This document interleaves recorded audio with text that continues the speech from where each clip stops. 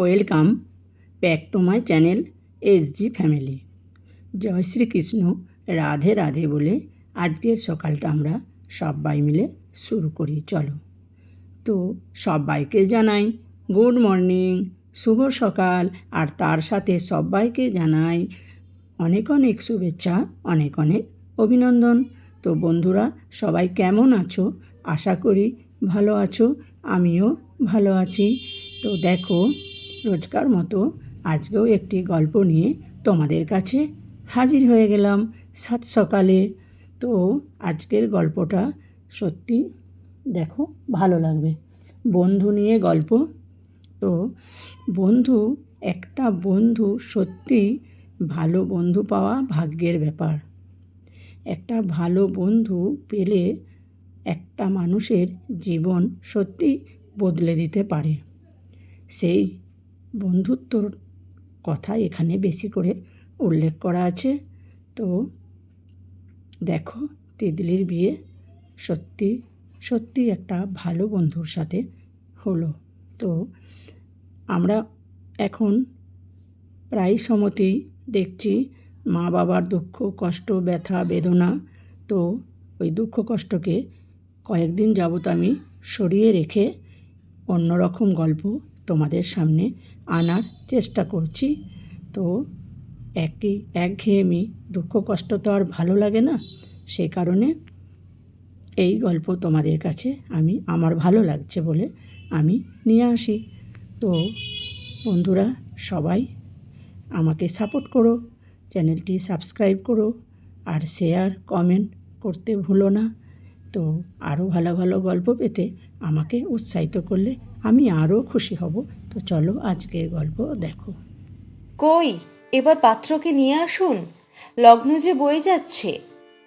পুরোহিত মশাইয়ের কথায় আরও যেন ঘাবড়ে গেলেন পরিমল বাবু। আজ তার মেয়ে তিতলির বিয়ে। বর বরযাত্রী কেউই এখনো এসে পৌঁছায়নি। পরিমল বাবু তাদের ফোনেও পাচ্ছেন না। তিতলির প্রথম থেকে অনিকেত থেকে একটু অন্যরকম লাগতো। অনিকেতের সাথে বিয়ে ঠিক হওয়ার পর থেকে যতবার কথা হয়েছে ততবারই তিতলির মনে হয়েছে অনিকেত মন থেকে বিয়েটা করছে না, চাপে পড়ে করছে। কিন্তু যতবারই তিতলি অনিকেতকে কথাটা জিজ্ঞাসা করেছে, অনিকেত হেসে উড়িয়ে দিয়েছে।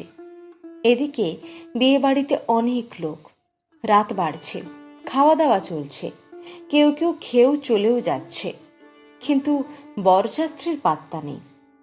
তিতলি বসে আছে বিধ্বস্তের মতো, চোখের জল যেন শুকিয়ে গেছে।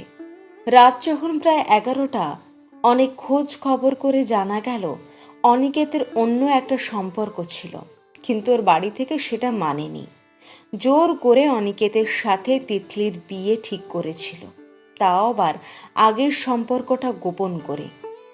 আর আজ সন্ধেবেলা বাড়ির সবার আড়ালে বাড়ি থেকে বেরিয়ে অনিকেত এবং ওই মেয়েটি একটা মন্দিরে গোপনে বিয়ে করেছে। তিতলির কাছে এবার সবটা জলের মতো পরিষ্কার হয়ে গেল। সে বুঝতে পারল কেন অনিকেতের ফোনটা সুইচ অফ আসছিল বিকেল থেকে। এদিকে এক একজন এক এক রকম মত দিচ্ছে, কেউ কেউ সান্ত্বনা বাক্য আওড়াচ্ছে।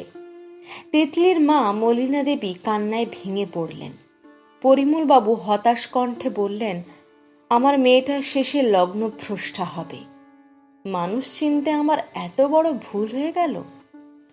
চিরকালের মুখচোরা তিতলি এতক্ষণে বলল, আমার প্রথম থেকেই মনে হয়েছিল এই বিয়েটা অনিকেত স্বেচ্ছায় করছে না। তোমাদেরও বলেছিলাম বহুবার, কিন্তু না, তোমরা তো কেউ আমার কথা কানেই তুললে না। ওই ছেলেকেই তোমাদের পছন্দ, আর চিরদিনের বাধ্য আমি এই ক্ষেত্রেও তোমাদের অবাধ্য হতে পারলাম না। এখন আর আফসোস করে কি হবে? তোমাদের কারোর কোনো দোষ নেই, সব দোষ আমার ভাগ্যের। কিন্তু মা, আমরা তো তোর ভালোর জন্যই। কিসের ভালো বাবা? ছোট থেকে আমাকে এক ফোঁটাও স্বাধীনতা দিয়েছ তোমরা। স্কুল টিউশন এমনকি কলেজও একা ছাড়োনি। জানো, কলেজে যখন তোমরা আনতে যেতে তখন সবাই আমাকে টিটকিরি দিত, আমাকে নিয়ে হাসাহাসি করত। সবাই আমাকে আনসোশাল বলতো। আর সম্পর্ক, সে তো কল্পনারও অতীত। কোনো ছেলে বন্ধুর সাথে কথা বললেও কৈফিয়ত চাইতে। একবার তো সবার সামনে চড় অব্দি মেরেছিলে, সেসবও মেনে নিয়েছিলাম। কিন্তু আজ বিয়ের সিদ্ধান্তটা আমার ওপর চাপিয়ে দিলে, সেটাও মেনে নিলাম, কারণ আমি যে মা বাবার বাধ্য মেয়ে। কিন্তু এত বাধ্য হয়েও শেষমেশ আমার ভালোটা কোথায় হলে বলতে পারো বাবা? আর কথা বলতে পারল না তিতলি।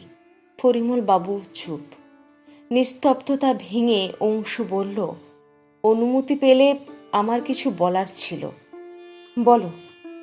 পরিমল বাবু বললেন, মনে পড়ে আঙ্কেল, আমার সাথে কথা বলার জন্যই তিতলিকে আপনি সবার সামনে চড় মেরেছিলেন। সেদিন ও কিন্তু আমার সাথে কথা বলতে আসেনি, আমি ওর সাথে কথা বলতে গিয়েছিলাম। এমন নম্র আচরণের জন্যই বন্ধুত্ব হয়েছিল তিতলির সাথে। আর বন্ধু হিসেবেই আজ আমি এখানে নিমন্ত্রিত। কিন্তু আজ এখানে যা হলো সেটা তিতলি ডিজার্ভ করে না। তাই আপনাদের অনুমতি পেলে আজ এই লগ্নে আমি তিতলিকে বিয়ে করতে চাই। পরিমলবাবু কিছু বলার আগে তিতলি বলল, তার আগে আমি তোর সাথে ব্যক্তিগতভাবে কিছু কথা বলতে চাই। অংশু রাজি হলো। তিতলি বলল, আমি জানি অংশু, তুই আমাকে বন্ধু ভাবিস, আর আমিও তোকে বন্ধুই ভাবি। যা বলেছিস ভেবে বলেছিস তো? সাময়িক পরিস্থিতি সামাল দিতে গিয়ে কোনো ভুল সিদ্ধান্ত নিস না। অংশু বলল, হ্যাঁ, আমি তোকে শুধু বন্ধুই ভাবি, অন্য চোখে কোনো দিন তোকে দেখিনি। আর আজ খারাপ পরিস্থিতির জেরেই আমার এই সিদ্ধান্ত। কিন্তু একথাও তো ঠিক যে কলেজের প্রথম দিন থেকে মা বাপ মরা মামাবাড়িতে মানুষ হওয়ায় ছেলেটার সাথে তুই একমাত্র ভালো ব্যবহার করতিস। হাই স্ট্যান্ডার্ড লাইফস্টাইল মেনটেন করতে না পারায় বাকি সবাই তাকে তুচ্ছ তাচ্ছিল্য করত। তাই এটুকুই বলবো, আমাদের সম্পর্কটা না হয় বন্ধুত্ব দিয়ে শুরু হোক। কথা দিচ্ছি, তুই ছাড়া অন্য কোনো নারীর অস্তিত্ব আমার জীবনে কখনো থাকবে না। বিয়ের মণ্ডপে ফিরে এসে তিতলি বলল, আমি এই বিয়েতে রাজি। পরিমলবাবু হতচকিত হয়ে দাঁড়িয়ে রইলেন। মেয়ের এমন আচরণ যে তিনি আগে কখনো দেখেননি। শেষ রাতে সিঁদুর দানের মাধ্যমে ওদের শুভ বিবাহ সুসম্পন্ন হল। পরিমলবাবু, মলিনা দেবী শান্তির নিঃশ্বাস ফেললেন। উপস্থিত লোকজন, আত্মীয় স্বজন সবাই অংশুর প্রশংসায় পঞ্চমুখ।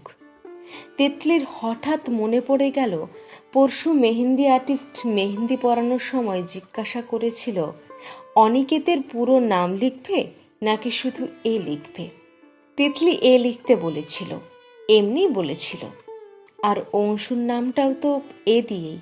কি অদ্ভুত, তাই না? মনে মনে বলল, এটাই বোধ হয় ভবিতব্য।